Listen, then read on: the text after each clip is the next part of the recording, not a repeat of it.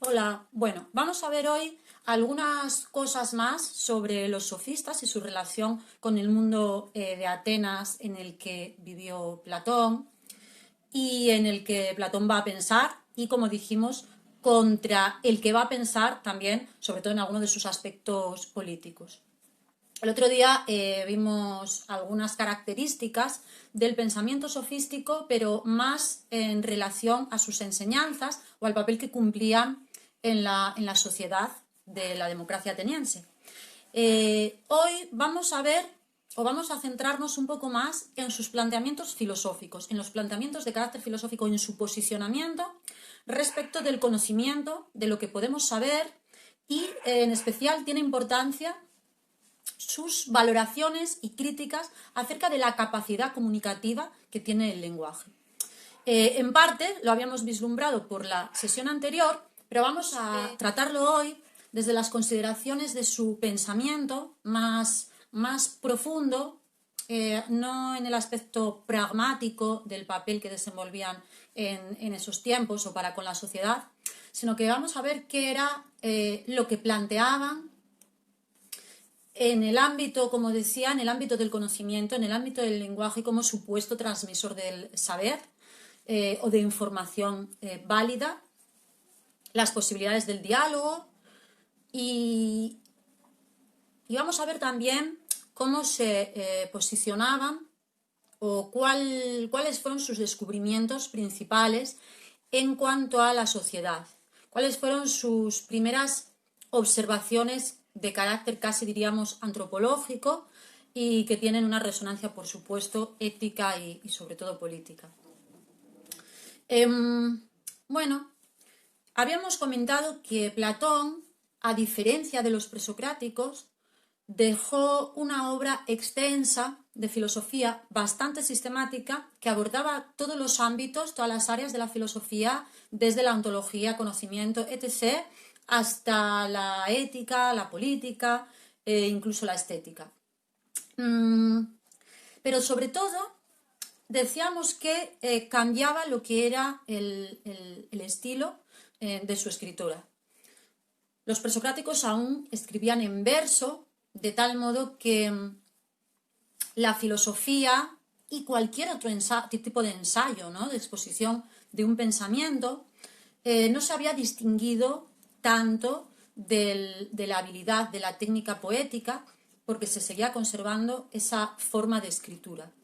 Sin embargo, en Platón, además de que aparece la filosofía en prosa, también tiene una particular forma de exponerla, que es el diálogo. Casi todas sus obras, sobre todo hasta la madurez, fueron escritas a modo de teatro, en el que diferentes personajes entran en una conversación, normalmente a partir de una pregunta, ¿no? ¿Qué es el amor en el banquete? ¿O qué es la justicia en la república?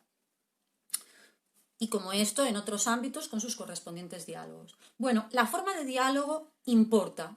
Importa por varias cosas. Por un lado, el personaje de Sócrates, la persona, incluso el filósofo que fue Sócrates, aunque tenemos también otras fuentes para comparar o para a lo mejor establecer alguna matización con respecto de la transmisión que Platón hace de Sócrates, también es verdad que llega a nuestros días y sobre todo a este nivel en el que vamos a estudiar la historia de la filosofía como un personaje de Platón. Obviamente cabe sospechar que cuando Sócrates no deja nada escrito a propósito, como abogando por ese diálogo vivo, que no cesaría porque porque irían tomando el relevo otras personas que harían de enseñantes o que acompañarían en el camino del conocimiento y la filosofía a otros que fueran a su vez más jóvenes en cada ocasión, y porque abogaba también por esa frescura del contexto que a veces se puede perder en la palabra escrita. Bueno, cuando por un lado ocurre eso y por otro lado ocurre que Platón sí escribe y que además usa la persona o la imagen de Sócrates para decir lo que él quiere decir, lo que son sus propuestas y sus planteamientos filosóficos. Bueno, en este caso cabe sospechar que quizá haya alguna tergiversación, incluso no querida, ¿no? Cuando explicamos lo que otra persona dice, siempre va a mediar, por fidedignos que queramos ser, siempre va a mediar una interpretación nuestra, porque difícilmente vamos a poder parafrasear en el mismo sentido, bajo el mismo contexto y en el mismo orden de simbólico, las palabras de otra persona. Entonces, bueno, haciendo cuenta de que Platón habla a través del personaje de Sócrates en sus diálogos y que por tanto puede haber una cierta diferencia entre lo que Sócrates decía y lo que dice Platón. Teniendo en cuenta esto, vamos a compensar esta complicación ateniéndonos simplemente a ese par que era Sócrates y Platón y por el momento dando por hecho o haciendo como que las propuestas filosóficas fueran las mismas o fueran muy parecidas. No vamos a entrar demasiado en plantear esta diferencia. Si alguien quiere seguir este hilo, pues bueno, puede consultar fuentes y puede también ver, por ejemplo, cómo Nietzsche habla de los filósofos preplatónicos, incluyendo a los presocráticos, que solemos decir presocráticos, pero incluyendo también a Sócrates, y viendo la diferencia o viendo el corte en la sistematización filosófica a partir del platonismo. Bueno, en cualquier caso, esta plasmación de las ideas que aparecen en forma de diálogo, en forma casi dramatúrgica en Platón, responde a una voluntad de preservar de alguna manera esa palabra viva en la que Sócrates le había enseñado a él. Y entonces, bueno, escribir del modo más parecido posible. Pero también me parece muy importante tener en cuenta que Platón, cuando escribe contra la sofística y contra gran parte de sus planteamientos, incluido el planteamiento pedagógico que estuvimos relatando, que estuvimos comentando un poco en la clase anterior. Platón quiere defender una pedagogía basada en el diálogo, una pedagogía basada en la construcción de significados en comunidad, en colectivo. Para ello, claro, como explicaremos y veremos de forma más pormenorizada más adelante, para ello tiene que contar o tiene que suponer, que postular la idea de unos ciertos conocimientos innatos o conocimientos con los que el sujeto ya viene formateado, por decirlo de alguna manera. Y que no le hace falta aprender del exterior, aunque sí necesite de ese exterior una invitación a la reflexión, una pregunta adecuada, un reclamo conversacional. Es como si Platón lo que nos estuviera planteando es que poseemos conocimientos, aunque no seamos conscientes de ellos, y por tanto se hallarían en una latencia inconsciente.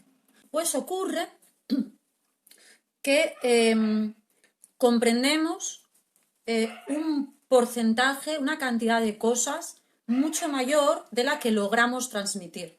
Eso quiere decir que aunque no sepamos verbalmente explicar, aunque no sepamos poner en palabras algunas cosas, no quiere decir que no tengamos absolutamente ninguna noción, ninguna precomprensión, ninguna intuición de eso que en cambio sí sabemos comprender. Vamos a poner el caso más fácil, que es un segundo idioma. Sabemos entender en inglés muchas más cosas de las que sabríamos exponer fluidamente. Pero también en el lenguaje propio, vosotros podéis tener la experiencia muy continuada, sobre todo como estudiantes, de que comprendéis lo dicho en una clase, por ejemplo, y sin embargo os llevaría un tiempo mayor explicarlo vosotros mismos con fluidez, ¿no?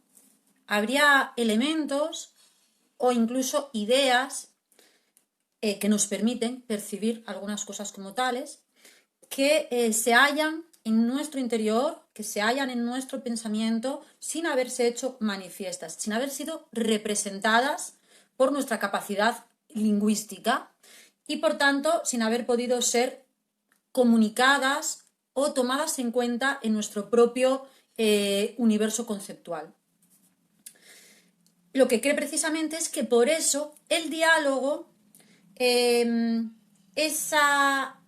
forma de hablar en la que uno interviene y por turnos le cede la palabra a la otra persona, que tratará de dar una réplica o de dar un resumen, una reformulación de lo que acaba de escuchar, de tal manera que esa conversación va por sí misma, dialécticamente, entre uno y otro, en el medio de ambas personas, construyendo una serie de significados. Tampoco nos es algo muy lejano a nuestra experiencia esto de que la conversación, el diálogo, una charla con otra persona acerca de cualquier tema, nos haga venir a la cabeza ideas que antes no teníamos o no sabíamos que teníamos, pero que somos capaces de construir con los estímulos adecuados. Démonos cuenta también de que cuando hablamos para alguien, sea alguien imaginado o sea alguien que está realmente, presencialmente ante nosotros, pero el lenguaje y la comunicación tienen obviamente algo de afectivo y van a ser más eficaces o al menos más ricas cuando nos importa la recepción de la otra persona, cuando nos importa qué va a recibir la otra persona de lo que le estamos diciendo, qué va a entender, incluso cómo nos va a conceptuar a partir de nuestro discurso. Entonces, importa el otro y cuando hablamos a ese otro, ponemos sobre la mesa y tomamos en consideración una riqueza de matices y una cantidad de interrogaciones mucho más amplia que cuando el pensamiento juega dentro de uno mismo sin ser escuchado, esperado, requerido por otra persona. De tal manera que la propuesta pedagógica de Platón también estaría inserta en ese estilo con el que él escribe, en forma de diálogo, porque no solo leemos ahí un conjunto de ideas, sino que leemos también cómo se van construyendo esas ideas, o un proceso que imita o que es parecido al proceso en el que se van construyendo, descubriendo esas ideas, y es en el medio del diálogo, en el medio de la conversación. Con esto también quería oponerse especialmente al concepto que los sofistas tenían de la palabra, del diálogo, que era mucho más escéptico, más pesimista en cuanto a las posibilidades que la conversación, que la puesta en palabra, que la ponencia verbal tiene a la hora de saber, de conocer o de comprender. Para entender esto, vamos a hacer un repaso un poco más ordenado, más sistemático, por las características y los rasgos que comúnmente se le atribuyen a los sofistas, que como ya dijimos, eran muchos, diferentes personalidades, diferentes pensamientos, por tanto, diferentes aportaciones, y aunque con ciertas cuestiones en común o con ciertas ideas en común, no eran homogeneizables. Vamos a hablar de momento de aquellos rasgos que parecen estar presentes en todo el pensamiento sofista, sea el de uno o el de otro. No vamos a decir ningún nombre por el momento, luego pondremos algún ejemplo y hablaremos un poco más en particular de alguno de los pensadores apodados así como sofistas. De momento vamos a explicar esto que decíamos. Son más escépticos en cuanto a las posibilidades de lo verbal, del lenguaje, para conocer, para comunicarnos, para intercambiar realmente información. Esto se debe a su escepticismo también a la hora de entender que el lenguaje puede establecer significados comunes y que por tanto puede permitir una conversación en la que no existen tantos filtros que impidieran una verdadera comprensión de lo que dice la otra persona. Es decir, dicho en palabras mucho más simples, los sofistas creen que muy probablemente cuando hablamos no nos entendemos del todo o nos entendemos solo a medias, porque cada palabra suena de una manera en la mente y bajo las sensaciones y las experiencias que ha tenido cada uno de nosotros. ¿Esto qué quiere decir?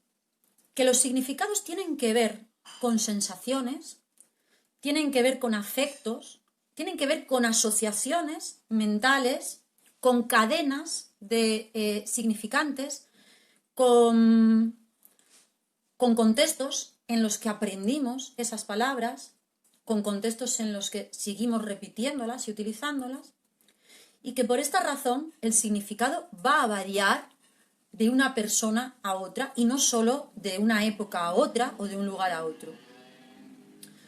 Quieren decir que cuando hablamos de que nos gusta el buen tiempo, unas personas van a estar pensando en un tiempo soleado y caluroso y otras personas van a estar pensando en un tiempo más frío, quizá más templado y más húmedo, pongamos por caso. No solo ocurre esto, sino que incluso cuando unas personas piensan en el calor, piensan en los 50 grados a los que llegan en el verano y en ese territorio concreto, y cuando otros piensan en el calor, piensan en los 26 grados que como máxima se alcanza en su lugar, en su territorio, en su valle. ¿Y qué ocurre? Que en cambio todos estos matices no se están poniendo a disposición a información de la otra persona, porque tendríamos que ir matizando cada una de las palabras que decimos y la comunicación se haría también imposible, ¿verdad? Cuando decimos buen tiempo, en el sentido de calor, pero calor no en el sentido de 50 grados, sino en el sentido de 27. Pero con sol en el sentido de un sol de justicia que nos ciega la vista, no, sino en el sentido de ese sol que nos ofrece claridad, etc. Es decir, si quisiéramos matizar por completo para no dejar lugar al equívoco, nunca terminaríamos las frases. Entonces, el diálogo se nutre de un lenguaje que da por hecho muchas cosas y da por hecho que detrás de las palabras que utilizamos solemos referenciar el mismo orden de cosas, pero esto no es del todo así y ese del todo lo podemos ver como una gran distancia, como un gran problema casi infranqueable, como un problema de traducción insoluble, o lo podemos ver como un pequeño problema de matiz. Y ahí se van a encontrar las diferentes posiciones. Pero, en todo caso, ¿de dónde viene o en qué otro área mucho más general se fundamenta esta crítica del lenguaje? Bien, una de las características más reconocidas de los sofistas es su carácter empirista. En el curso anterior vimos de forma, bueno, más o menos profunda lo que era el empirismo, y para acordarnos un poco podemos decir que se trata de una posición, de una forma de responder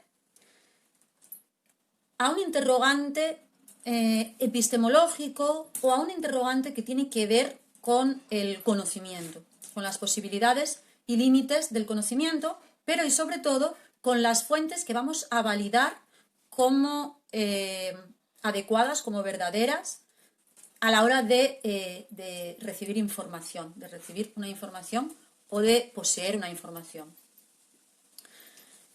Cuando nos preguntamos a través de qué medios conocemos, nos vamos a encontrar una posible contestación, que es la de los empiristas, que nos va a decir que conocemos a través de los sentidos, a través de nuestros órganos sensoriales y de los datos que estos son capaces de captar, porque nuestros órganos sensoriales tienen unos umbrales, ¿verdad?, que cambian, por ejemplo, de unos animales a otros.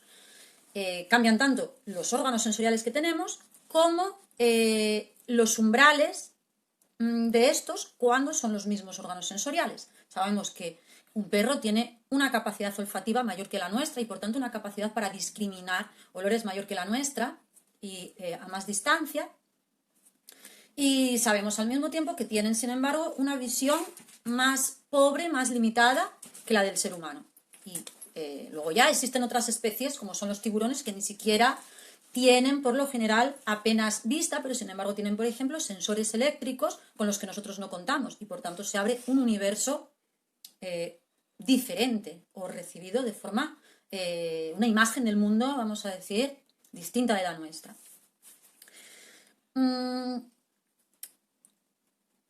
Cuando hablamos de información sensorial, sensitiva, sensual, la podemos decir de todas estas maneras, cuando hablamos de la información que recibimos a través de nuestros órganos sensoriales, podemos albergar dos teorías, por decirlo así.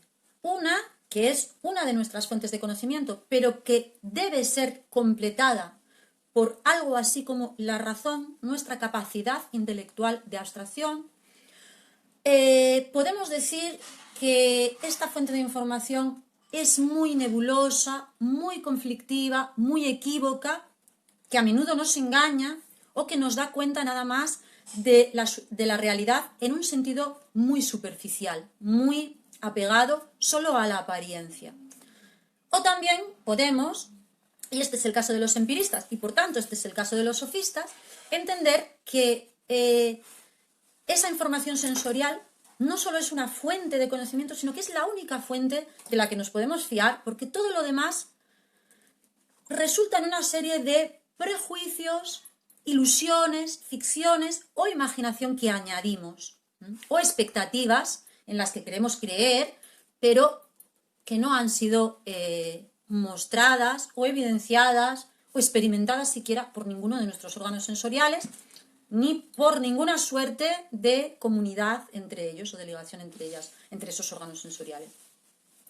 Entonces, lo que encontramos es que los sofistas se sitúan en un empirismo más o menos radical, unos más que otros, pero en un empirismo más o menos radical, que al considerar que la experiencia, los datos sensoriales son la única fuente válida del conocimiento, la única información en la que podemos confiar, esto apareja dos cosas que hace que ese empirismo sea también un tanto escéptico e incluso un tanto pesimista con las posibilidades de enriquecer nuestro conocimiento con el diálogo, con el testimonio de otras personas, con la palabra escrita o de cualquier otra forma en la que necesitemos confiar en la experiencia de otro y también confiar en nuestra propia capacidad para entender esa experiencia que otro nos cuenta a través del lenguaje, ¿no? A través de un idioma determinado. Entonces, ahí es donde se abren las siguientes preguntas. Si solo existe el conocimiento sensorial o si solo este es válido, ¿qué vigencia temporal tiene el conocimiento? Porque si bien cada uno de nosotros puede ver algo, puede ver esta mano, que es mía, puedo mirarme la mano, pero puedo decir que está aquí sí, o puedo decir que la siento, o que es de tal color, tal y como está iluminada en este momento, pero puedo generalizar esta información, es decir, puedo generalizarla en el tiempo, puedo decir que dentro de 10 segundos va a seguir siendo así. No, no puedo. ¿Por qué? Porque quizá le di la vuelta y ya no tengo la misma imagen, o porque quizá simplemente dejé de mirar porque atendí a otra cuestión, a otra cosa, o porque me desplacé o cambié la ubicación. Entonces, tendríamos que estar continuamente mirando hacia algo, escuchando una misma cosa o tocando una misma superficie para afirmar que continúa teniendo las mismas características. Es decir, que el conocimiento sensorial dura lo que dura ese estímulo, dura lo que dura esa experiencia. Pero no podemos presuponer que en el futuro esa información que obtenemos va a seguir correspondiendo al estado de cosas real, porque ni podemos adivinar que en el futuro va a ocurrir lo mismo que justamente está ocurriendo ahora en el presente. Las cosas cambian y nosotros lo podemos ver, podemos constatarlo, pero además también ocurre que no podemos estar visualizando o escuchando o tocando todas las cosas al mismo tiempo, sino que los panoramas van cambiando, es decir, el foco, la perspectiva se va modificando. Con lo cual, el conocimiento empírico, puramente, netamente empírico, sirve para describir el aquí y el ahora. Y esto no sería tan problemático, bueno, sí para hacer ciencia, ¿no? Para establecer quizá leyes científicas o que pretendan prever, que pretendan calcular con antelación algún tipo de fenómeno. Sino que se abre otra problemática más urgente quizá para el día a día de nuestras vidas, y es que este conocimiento, cuando es meramente sensorial o cuando es puramente sensorial y no está mezclado con imaginaciones nuestras, estructuras anteriores, expectativas, razonamientos, etc., tampoco es transferible.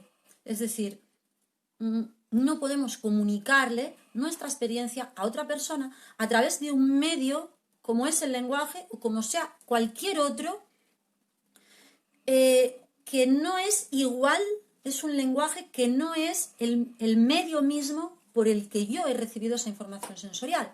Porque cuando yo recibo una imagen, mi vista la procesa gracias a la luz que hay, entre otras muchas condiciones y variables. Cuando recibo una información táctil, como que una superficie determinada, un pedazo de piel, sea suave, yo no recibo esa información en castellano, ni en inglés, ni en ningún idioma. No recibo esa información a través de palabras, sino que recibo esa información a través del código táctil, a través del propio tacto, de unas sensaciones que no tienen por qué estar codificadas en forma verbal. Es prelingüística. Un niño pequeño, un bebé, puede tener esas sensaciones, no tiene las palabras, ni siquiera la gramática, ni siquiera un código lingüístico, aunque fuera en otro idioma, que le permitiera encasillar esas sensaciones en unos conceptos, en unas palabras. Ocurre entonces que no podemos transmitirle a alguien realmente cuál ha sido nuestra experiencia exacta. De esta forma, cuando nos contamos alguna experiencia, cuando nos contamos que ayer nos dolió la cabeza y nuestra amiga nos entiende y nos dice, bueno, sí, a mí también me dolió el otro día, quizá es por este clima, etc., damos por hecho que está hablando de lo mismo. Normalmente no nos encargamos de preguntarle, pero ¿cómo te dolía? ¿Qué sentías? O ¿por cuánto tiempo? ¿Cuánto de fuerte? ¿Tuviste que tomar algún analgésico o no? Y aunque quisiéramos hacer todas esas preguntas, no haríamos más que profundizar, obtener algo más de información, pero nunca llegaríamos a saber de forma absolutamente clara y segura que lo que esa persona experimentó como dolor de cabeza y lo que yo experimenté, o el dolor que ella tuvo y el que yo tuve, tienen una correspondencia. Normalmente lo que ocurre es que hablamos sin que nos importe demasiado, en la mayor parte de conversaciones que tenemos, el significado profundo de las cosas. Pero si el otro día decía que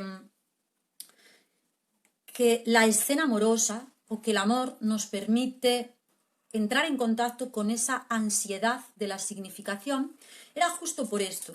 Cuando entramos en la escena amorosa, casi todo el mundo ha vivido esa duda, esa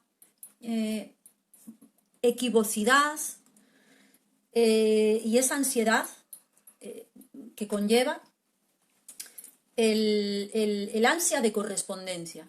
Entonces es ahí que sí nos empieza a importar las palabras y lo que éstas significan. Y entonces esperamos que nuestro enamoramiento, nuestro gusto, nuestro querer sea correspondido. Y nos obsesionamos a menudo con estas palabras. Queremos que nos digan que nos quieren, que nos aman, o que resultamos atractivos. Sin embargo, ¿por qué esta conversación está siempre abocada al fracaso o en todo caso aplaza muy efímeramente la preocupación? Porque una vez que nos lo decimos, entonces pasa a preocuparnos otra cosa. Si eso que cada uno entiende por amor, por querer, por te quiero, por te amo, por me gustas, es lo mismo. Ahí es que surgen estas típicas frases, reclamos, en los que decimos, no, pero no me quieres, porque una persona que te quiere no hace tal cosa, o una persona que nos quiere no nos habla de tal manera, o una persona que nos quiere no hace esto y lo otro. Y así empezamos a sospechar que quizá lo que el otro entienda por amor no es lo mismo que lo que entendemos nosotros, y sobre todo empezamos a sospechar que quizá no se mantenga a lo largo del tiempo una misma sensación. Y ahí es cuando nos acecha ese desencanto acerca de la conexión. Existe esto que llamamos fantasía de conexión, en la que a veces, incluso sin hablar, nos da la sensación de que estamos compartiendo un momento, de que estamos viviéndolo de la misma manera, que nos superentendemos. Pero en otro momento, como ese éxtasis, esa pequeña nube en la que nos encontramos, desaparece, bien por la hora del día, bien por la luz, bien porque nos vemos inmersos en la cotidianidad o en el trabajo, y entonces dejamos de estar tan seguros de que sentimos lo mismo. Y seguramente estemos acertados en esa inseguridad. Quizá cada uno lo vivió de una manera y quizá cada uno lo vivió desde sus sentidos, desde sus umbrales y desde la significación y asociación afectiva que haga con las palabras. Ahí es donde nos damos cuenta de que probablemente no nos entendamos casi nunca o no queramos decir lo mismo aun cuando usamos las mismas palabras. De esta manera empiezan los sofistas a sospechar que tras las palabras no existen seguramente las mismas experiencias y que tras las experiencias no existen quizá los mismos umbrales de percepción y de placer y de dolor. Y que, por tanto, podemos intercambiar palabras y no estar transmitiéndonos apenas ninguna información que sea mínimamente objetiva a la que nos podamos atener.